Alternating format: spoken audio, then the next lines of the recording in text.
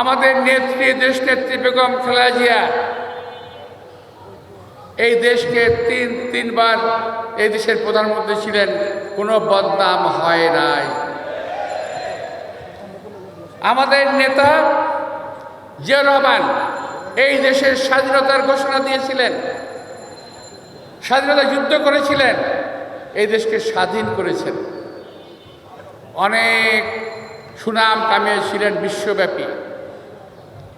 আজকে আমাদের নেতা তারেক রহমান বিশ্বব্যাপী তার নেতৃত্বের প্রজ্ঞা আজকে প্রমাণ করেছেন।